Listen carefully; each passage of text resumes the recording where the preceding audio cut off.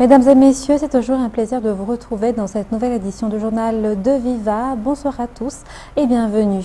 Dans les actualités de ce jour, le grand événement économique international, le Madagascar Dubai Business Forum, s'ouvrira demain. Il se tiendra à Dubaï pendant 2 jours avec la délégation malgache déjà sur place conduite par le président de la République lui-même. Ce forum marque une étape importante de la coopération économique entre Madagascar et Dubaï et montre que Madagascar occupe une place stratégique dans les échanges mondiaux, économiques mondiaux.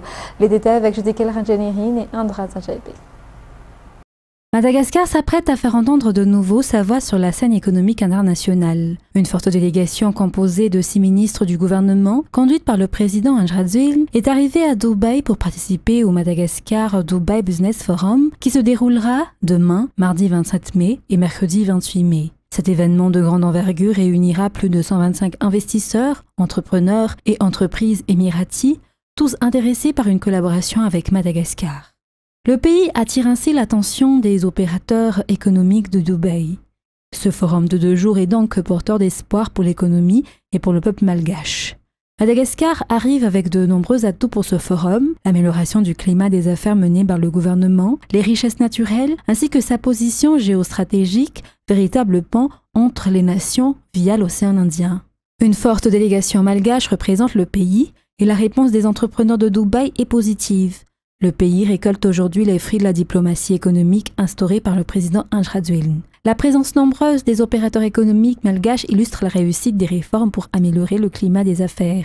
Le fait que le président Andry Rajoelina mène personnellement ses opérateurs à la rencontre des partenaires aux Émirats arabes unis est la preuve de la volonté d'ancrer le secteur privé comme pilier de l'économie nationale. Madagascar Dubai Business Forum s'ouvrira demain à 10 h, heure locale. Le président Andry Rajoelina présidera l'ouverture et rencontrera le président de la Chambre de commerce de Dubaï ainsi que des opérateurs économiques de Dubaï et de Madagascar.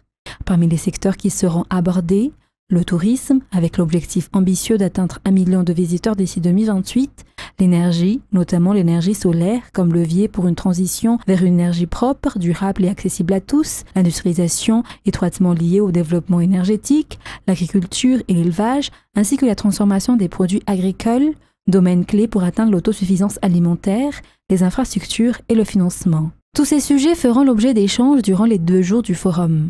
6 ministres accompagnés de plusieurs hauts responsables sont présents pour soutenir les opérateurs économiques malgaches aux côtés du président Andry Rajoelina qui ouvre la voie à de nouveaux partenariats stratégiques. Après les rencontres prévues lors de la première journée, la délégation malgache poursuivra son programme par des visites d'entreprises locales alors que Dubaï était autrefois vue uniquement comme une destination touristique par les malgaches. Elle devient aujourd'hui une véritable porte d'entrée pour le développement économique grâce à la vision et à l'engagement du président Andry Rajoelina. Cette participation au Madagascar Dubai Business Forum est donc une mission économique avec pour objectif la conclusion de partenariats solides, d'investissements concrets et de coopération mutuellement bénéfiques.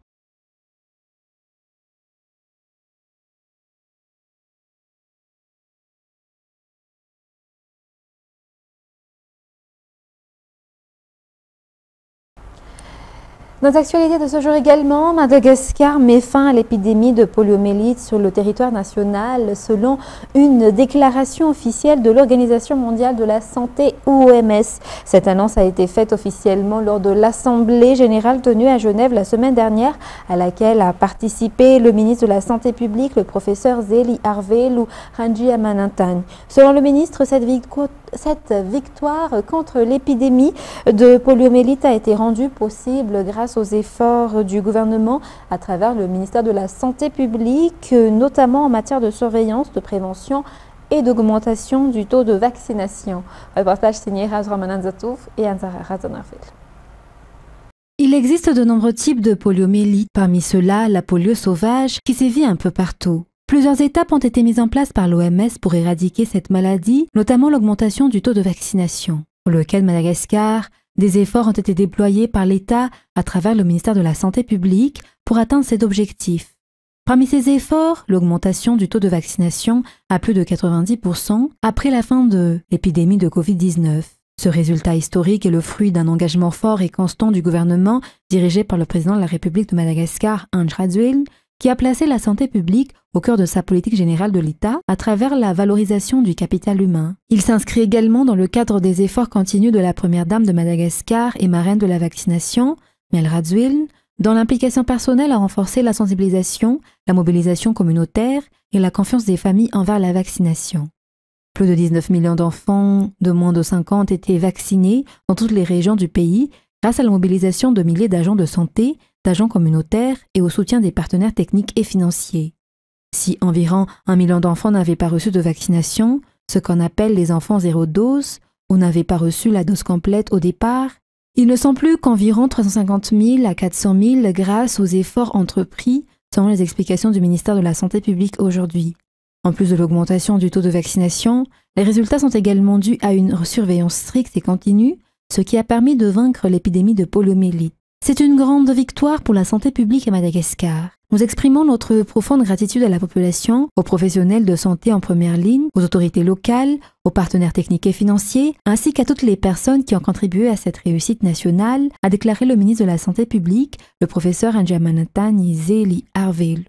Bien que l'épidémie est officiellement terminée, le gouvernement malagasy appelle la population à rester vigilante et à poursuivre les efforts de prévention, notamment à travers la vaccination systématique des enfants, le lavage fréquent des mains et l'utilisation adéquate des latrines. Toujours dans cette page santé, le centre de santé de base au CSB de Montpasso, situé à Nouzbé, bénéficie désormais d'une alimentation en électricité grâce à l'énergie solaire. La cérémonie de remise officielle de cette installation s'est tenue le vendredi 23 mai dernier. Ce CSB devient ainsi le 4e établissement sanitaire de Nouzbé à être alimenté à l'énergie solaire, fruit du partenariat entre le ministère de l'Énergie et des Hydrocarbures et le secteur privé dans le cadre de la mise en œuvre du projet LEAD financé par la Banque mondiale. Mervoula Tsfira nous en dit plus. Créé en 2017, le CSB de Montpasso connaît une avancée majeure avec cette électrification solaire. Le gouverneur de la région Diana, Rakutman Gatasiano, a souligné que grâce à cette source d'énergie renouvelable, le centre peut désormais fonctionner sans interruption, assurant les soins aux patients, les accouchements et la conservation des vaccins. L'installation offre une autonomie de 24 heures sur 24 avec une puissance fournie de 2,1 kW, un convertisseur et une capacité de stockage de 16 kWh grâce aux batteries. Il s'agit d'un modèle parmi les 4 CSB de Nouzbé déjà équipés de systèmes solaires. Dans toute la région Diana, 18 centres sont déjà pourvus et 500 au niveau national. Les travaux à Montpasso ont été réalisés par la société Ixeogemi, responsable de l'électrification de 266 des 500 CSB concernés par le projet LEAD financé par la Banque mondiale. Selon Olivier Jean-Baptiste, ministre de l'Énergie et des Hydrocarbures, ce projet s'inscrit dans le cadre de l'entrée de Madagascar dans la transition énergétique et s'inscrit également dans la vision du gouvernement de rendre l'accès à l'électricité plus équitable, notamment pour les structures de santé en zone reculée. Par ailleurs, le ministère de l'Énergie et des Hydrocarbures prévoit l'électrification de 500 autres CSB à travers le pays, toujours grâce à l'énergie solaire, mais cette fois-ci dans le cadre du projet des CIM. Revenons dans la page économique, la société QMM a versé à l'État des dividendes d'un montant total de 13,69 millions de dollars conformément au nouvel accord signé entre l'entreprise et l'État en août 2023. Il s'agit de la part de dividendes de QMM devait verser pour l'année 2023 selon les informations. Cette somme a été remise au directeur général par intérim du Fonds souverain malgache ou FSM. QMM a effectué ce versement après la réunion de son conseil d'administration en avril dernier. Sur les 13,60 millions de dollars, 12 millions proviennent de bénéfices non distribués, tandis que les 1 699 982 dollars restants représentent les dividendes sur les revenus générés par l'entreprise au cours de l'année 2023. Ce montant a été remis au directeur général par intérim du FSM, représentant l'État malagasy, qui détient 20% du capital de QMM, contre 80% pour Rio Tinto. Le directeur général par intérim du FSM a annoncé la création prochaine d'un site internet dédié à la transparence, sur lequel seront publiés tous les investissements effectués par le FSM. Dans la page politique de ce soir, le président du Sénat, le général Richard Ravalman, en a déposé 3 propositions de loi pour être examinées durant la première session ordinaire de l'année 2025. Ces textes législatifs actuellement en cours d'étude au sein de la commission juridique de cette institution parlementaire prévoient la mise à jour du cadre légal en matière électorale, migratoire et maritime. Reportage signé Mervoulat Sferan. La première proposition de loi, référencée numéro 005-2025 Sénat PPL, modifie la loi organique numéro 2018-008 du 10 avril 2018 relative au régime général des élections et des référendums. Ce texte s'inscrit dans la dynamique impulsée par les femmes présidentes de Parlement au sein de l'Assemblée parlementaire de la francophonie, ou AFP, qui se plaignent du déséquilibre homme-femme dans la représentation parlementaire. Le président du Sénat malagasy, le général en retraite Ravalman Ana Richard, a adhéré à ce point de vue au vu de la composition des participants à ces assemblées parlementaires. Cependant, le président du Sénat a souligné dans son exposé des motifs que même ce faisant, il faut tenir compte des 2 principes qui peuvent entrer en contradiction dans le respect de la parité par une loi qui va prescrire un quota égalitaire hommes et femmes et le respect des principes démocratiques qui stipule que la majorité des voix détermine l'élection des représentants. Ainsi, il a proposé que le mécanisme qui semble le mieux adapté et le plus efficace semble être l'institution d'une obligation juridique contraignant les partis politiques et groupements à respecter la parité homme-femme, et cela conformément à l'article 6 de la Constitution. La deuxième proposition de loi, numéro 006-2025 Sénat PPL, procède à une refonte de la loi relative à l'organisation et au contrôle de la circulation des nationaux vers l'extérieur et à la lutte contre les migrations clandestines. Le texte prévoit le renforcement du régime juridique encadrant les sorties du territoire et prévoit de corriger les lacunes observées dans l'application actuelle où les sanctions sont jugées insuffisantes. En effet, les auteurs de tentatives de migration irrégulière sont souvent les seuls poursuivis, tandis que ceux qui parviennent à franchir les frontières illégalement, notamment vers Mayotte, sont souvent relâchés et simplement rapatriés sans poursuite judiciaire. Enfin, la troisième proposition, numéro 007-2025 Sénat PPL, modifie et complète certaines dispositions de la loi numéro 99-028 du 3 février 2000 portant refonte du Code maritime. Ce texte introduit des responsabilités accrues pour le commandant de bord, désormais pénalement responsable en cas de transport de migrants en situation irrégulière. Cette mesure de dissuasion vise à lutter efficacement contre les migrations clandestines par voie maritime, un phénomène qui continue de coûter la vie à de nombreux Malagasy, victimes de réseaux illégaux et de naufrages. Ces 3 propositions de loi ont été examinées en première lecture par la commission juridique du Sénat le jeudi 22 mai dernier au palais de verre Anunskale. Une seconde lecture en commission est prévue pour le 11 juin, avant son adoption en séance plénière, programmée le jeudi 12 juin 2025. L'ambassadeur et déléguée permanente de Madagascar auprès de l'UNESCO et de l'OIF, Yvette Silla, a honoré de sa présence la messe d'inauguration du pontificat du nouveau pape Léon XIV en tant qu'envoyé spécial du président de la République de Madagascar, Andry Rajoelina. Durant la cérémonie, en accueillant personnellement les dirigeants mondiaux et interconfessionnels, dont parmi eux la représentante du chef de l'État malagasy, le pape Léon XIV a affirmé le rôle de l'Église en tant que bâtisseur de ponts, favorisant le dialogue et la paix dans un contexte mondial agité. Le message du pape lancé au monde appelant à un regain d'espérance face aux défis contemporains fait écho à l'engagement de Madagascar dans ses réformes tenant compte des réalités et des besoins spécifiques de chaque région, à une coopération renforcée dans les domaines de l'éducation, de la santé et de la lutte contre la pauvreté. Le nouveau pape a donné un signal fort en faveur de la paix en s'adressant à tous, notamment les acteurs politiques et internationaux. Dans un tout autre sujet, page sociale, Mi11 est un projet gouvernemental financé par la Banque mondiale à travers un don non remboursable.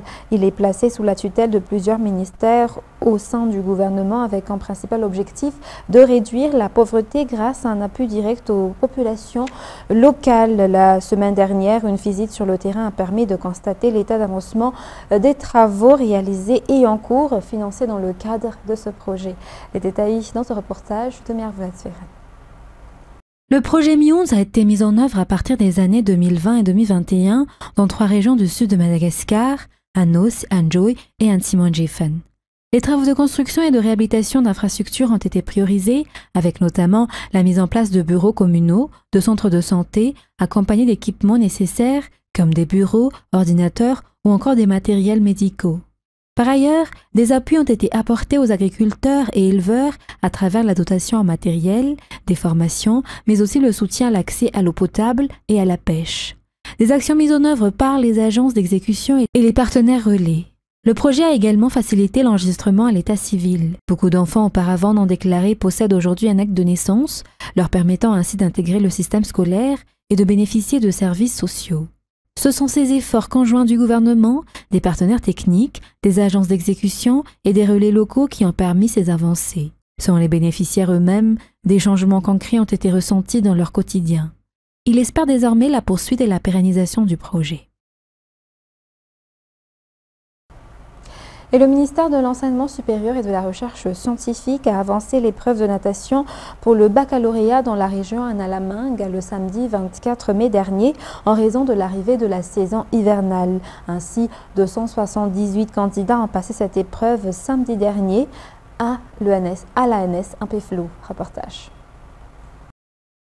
278 candidats au baccalauréat ont passé l'épreuve d'éducation physique et sportive en natation le samedi dernier à la piscine de l'ANS Ampeflou. Selon leur témoignage, ils y étaient préparés tout au long de l'année scolaire pour ce jour-là. L'épreuve de natation est normalement prévue pour le 10 juin et devait se dérouler en parallèle avec les autres épreuves de PS, mais a été avancée ce samedi pour la région Anna-la-Mangue en raison de l'arrivée de l'hiver.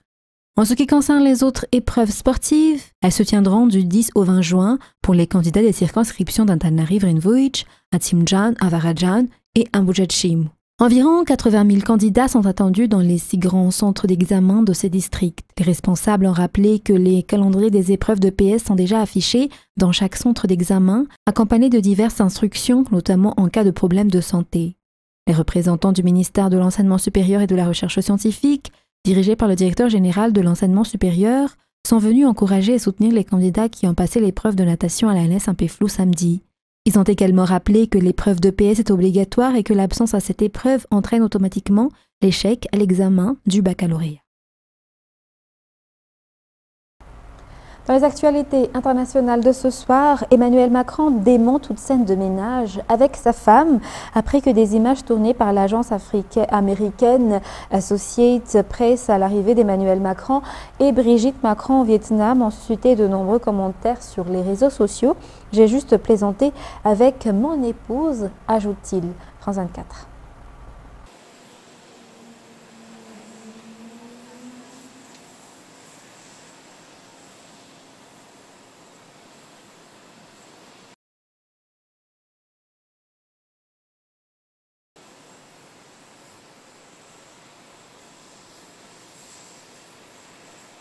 De Kiev à Tirana jusqu'à Hanoï, il y a des gens qui ont regardé des vidéos et qui pensent que j'ai partagé un sac de cocaïne, que j'ai fait un mano à mano avec un président turc et que là maintenant je suis en train d'avoir une scène de ménage avec ma femme. Rien de tout ça n'est vrai, pourtant ces 3 vidéos sont vraies.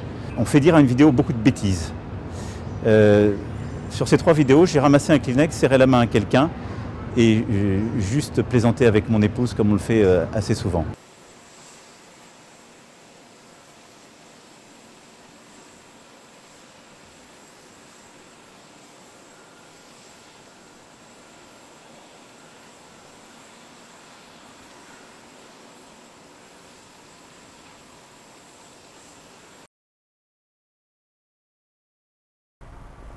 Et au Kenya, l'agriculture est en crise. À la campagne, les fermiers vendent à bas prix, tandis que les consommateurs des grandes villes doivent dépenser beaucoup d'argent pour leurs fruits et légumes. La cause, des intermédiaires qui ne sont encadrés par aucune loi et qui gagnent beaucoup au détriment du reste du pays. France 24. 8 heures par jour, Benedetta travaille dans son champ. Aujourd'hui, elle a vendu ses choux pour seulement 10 centimes d'euros du kilo, un prix imposé par des intermédiaires. Je travaille à perte. J'ai des employés. Je dois acheter des produits chimiques, des fertilisants, et cela ne me rapporte rien. Des grossistes achètent les produits de Benedetta et les revendent aux marchands de la capitale. Impossible pour les fermiers de s'y rendre eux-mêmes, les marchés sont contrôlés par ces intermédiaires. À Nairobi, les choux sont vendus 10 fois plus cher que ce qu'a touché l'agricultrice. Pourtant, les vendeurs ne s'y retrouvent pas non plus. Ce sont les intermédiaires qui gagnent de l'argent. Ils n'ont pas de contraintes. Ils ont juste à acheter les légumes quand ils sont prêts, à bas prix, et à les revendre le plus cher possible. Pour cet économiste, les abus sont liés à un manque de règles. Leur travail est utile, sinon les marchés seraient vides. Mais cela ne doit pas empêcher le gouvernement de créer un cadre législatif. Les intermédiaires devraient être enregistrés. Comme cela, leurs interactions avec les fermiers et les marchands seraient surveillées. Sans ces lois, le déséquilibre se creuse. Beaucoup doivent changer d'activité. En 10 ans, 20% des fermiers ont baissé les bras et ce chiffre continue à augmenter. Aux États-Unis, Donald Trump a affirmé hier que Vladimir Poutine était devenu complètement fou, durcissant le ton contre Moscou après un week-end d'attaques russes meurtrières contre l'Ukraine malgré les appels au cessez-le-feu. France 24 nous en dit plus. Donald Trump avait annoncé qu'en tant que président, il mettrait un terme à la guerre en Ukraine en seulement 24 heures. Cela fait désormais plus de 4 mois qu'il est revenu à la Maison-Blanche et il semble perdre patience. Dans un message sur son compte Truth Social, il qualifie Poutine de complètement fou et s'explique devant les caméras.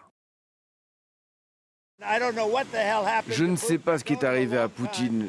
Je le connais depuis longtemps. Je me suis toujours bien entendu avec lui. Mais il lance des roquettes sur des villes et il tue des gens et ça me plaît pas du tout. Ok ? On est en pleine conversation et il tire des roquettes sur Kiev et d'autres villes. Je n'aime pas du tout ça. Le président américain fait référence au tir de 367 drones et missiles russes sur des villes ukrainiennes ce week-end, dont la capitale Kiev, selon l'Ukraine. C'est la plus importante attaque aérienne de la guerre à ce jour. Elle a fait au moins 13 morts et des dizaines de blessés. La semaine dernière, Donald Trump et Vladimir Poutine se sont parlé pendant plus de 2 heures au téléphone, mais désormais, le président américain semble disposé à durcir sa position face à Moscou. Vous avez déjà évoqué le fait d'imposer de nouvelles sanctions contre la Russie. Vous l'envisagez sérieusement ? Absolument. Il tue beaucoup de gens, je ne sais pas quel est son problème. Qu'est-ce qui lui est arrivé ? Donald Trump n'a pas non plus épargné le président ukrainien. Volodymyr Zelensky a estimé dimanche que le silence de l'Amérique et des autres ne font qu'encourager Poutine. Réaction du président américain, tout ce qui sort de sa bouche crée des problèmes, je n'aime pas ça et il vaut mieux que ça cesse. Mesdames et messieurs, c'est la fin de ce journal. Merci de votre fidélité. Restez avec Viva. Dans la suite de notre programme de ce soir, vous allez suivre votre soirée frisson avec le film A2K. Sur ce, très bonne continuation et très bonne soirée sur Viva.